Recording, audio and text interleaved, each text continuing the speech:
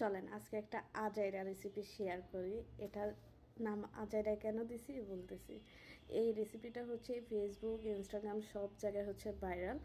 তো চলেন, আর এই রেসিপি হচ্ছে যারা কাজ করার জন্য কোনো কাজ খুঁজে পান না, এবং কিছু কিছু মেয়ে আছে না, মানে মাঝখান থেকে চলছে যে শ্বশুরবাড়িতে শরবত বানানোর জন্য হলো বিয়ে করা উচিত, তাদের জন্য। আমাদের মতো গৃহিণী যারা আছে তারা প্লিজ এই রেসিপি ট্রাই করার দরকার নেই, কারণ আমাদের কিন্তু অনেক কাজ থাকে। তো আমি হচ্ছে তরমুজ ফ্রিজে রেখে আইস করে নিয়েছি কেটে। তো সেই আইস তরমুজগুলো বের করে আমি এখন গ্রেটারে গ্রেট করে নিচ্ছি। গ্রেট করা তরমুজ হচ্ছে এখন আমি একটা গ্লাসের মধ্যে নিয়ে নিচ্ছি।